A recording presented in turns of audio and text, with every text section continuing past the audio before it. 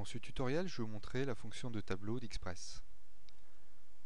Les tableaux dans Express sont apparus à partir de la version 5. Dans cette barre d'outils, sélectionnez l'outil gris, ici, l'outil tableau, et vous dessinez un rectangle qui correspond à la taille de votre tableau. Express ouvre une boîte de dialogue dans laquelle il vous demande le nombre de rangées, c'est-à-dire le nombre de lignes, et le nombre de colonnes. Est-ce que l'on remplit le tableau de cellules de texte ou de cellules d'image?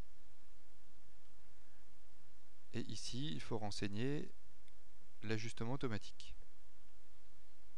En fait, si vous laissez décocher, lorsque vous allez écrire du texte par exemple dans une cellule, le texte se mettra à la ligne automatiquement lorsqu'il arrivera au bord de la colonne. Et pareil pour la hauteur de ligne, si le texte est plus grand que la hauteur de la ligne, en fait le texte sera rogné. Par contre, si vous appliquez un ajustement automatique, par exemple en colonne, lorsque le texte n'est pas forcé à la ligne, eh bien, il va écarter la largeur de la colonne. Donc en fait, c'est le contenu de la cellule qui va gérer la largeur et la hauteur du tableau. Donc ici, je laisse décocher et je valide. Donc ici, je vois bien mes rangées et mes colonnes, et nous allons voir comment les manipuler. Nous allons prendre l'outil modification, la main, et lorsque l'on vient ici sur une bordure verticale, je peux laisser appuyer et augmenter ou réduire la largeur de mon tableau.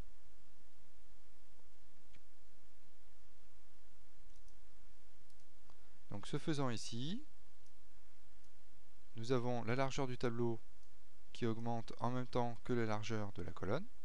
Idem pour les hauteurs. Donc si j'augmente la hauteur de ligne, la hauteur de mon tableau va augmenter en même temps. Alors pour éviter ce désagrément, nous avons une option dans Tableau, maintenir la géométrie.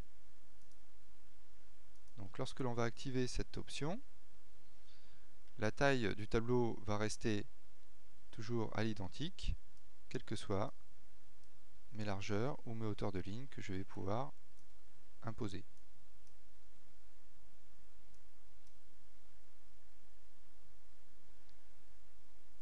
Alors nous allons voir comment sélectionner ici des lignes ou des colonnes.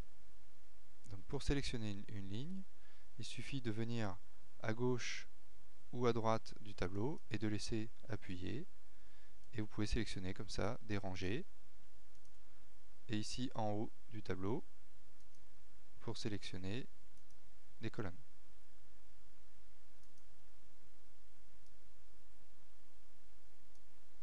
Voilà. Alors si nous souhaitons sélectionner des colonnes disjointes, vous appuyez sur la touche majuscule et nous pourrons sélectionner des colonnes disjointes. Idem pour des lignes. J'appuie sur majuscule et on peut sélectionner des lignes disjointes. Pour sélectionner des cellules, vous laissez appuyer sur majuscule et vous cliquez dans la cellule correspondante.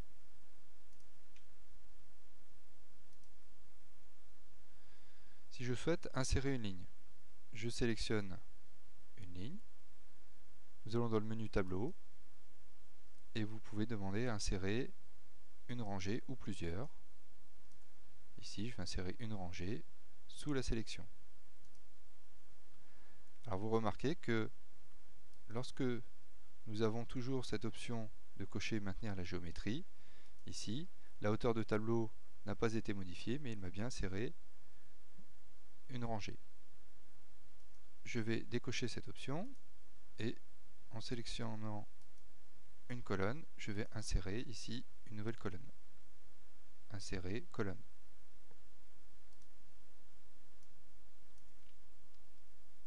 Je vais demander deux colonnes à droite de la sélection. Et là, en fait, il m'a inséré deux colonnes de largeur identique à la première. Et toute la taille de mon tableau s'est trouvée augmentée. Donc je vais réduire ici pour que ça soit cadré dans le cadre vidéo. Et ici, j'ai bien augmenté mon nombre de colonnes et il a décalé automatiquement les colonnes vers la droite. Dans le menu tableau, vous avez une option sélectionner. Alors, dans toutes ces premières options, nous l'avons vu avec l'aide de la touche majuscule en équivalent. Vous pouvez par contre, ici, ce qui est intéressant, sélectionner toutes les rangées paires ou impaires, ou idem pour les colonnes.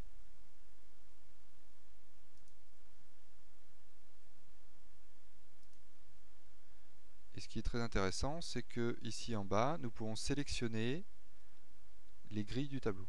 Donc soit toutes les grilles, soit la bordure, c'est-à-dire la grille tournante extérieure du tableau, les grilles horizontales ou verticales, et appliquer des propriétés différentes. Alors par exemple, nous allons prendre, pour commencer, la bordure. Ici, je vais m'aider de la barre des spécifications, et ici, je vais pouvoir changer la couleur, l'épaisseur, et éventuellement le style de la bordure du tableau. Je peux aller dans Tableau, sélectionner et demander à sélectionner les grilles horizontales, appliquer une épaisseur différente et une autre couleur.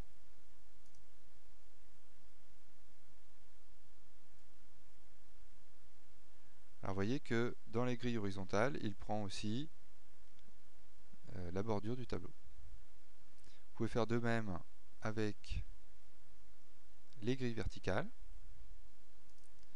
Donc ici, je vais mettre en magenta. On va prendre du vert plutôt, pardon. On verra mieux. Ici, une grande épaisseur. Et donc vous voyez que, y compris la bordure du tableau.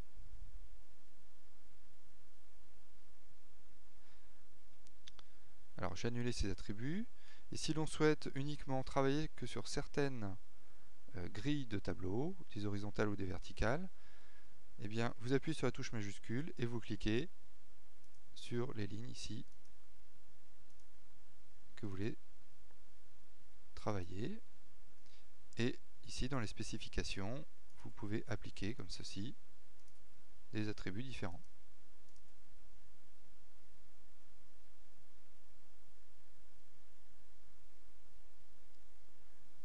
Alors ici ça a pris la bordure parce que j'avais toujours la bordure de sélectionner, mais je peux très bien retourner dans Tableau par exemple, sélectionner, demander à sélectionner uniquement la bordure et d'appliquer une bordure classique, par exemple noire, ici en trait plein.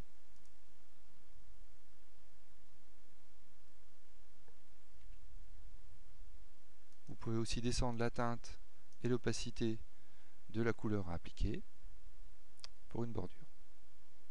Alors pour remplir le fond des cellules, c'est très simple. Vous sélectionnez une ou plusieurs cellules à l'aide de la touche majuscule et toujours dans la barre des spécifications, vous pouvez appliquer une couleur au fond de cellule.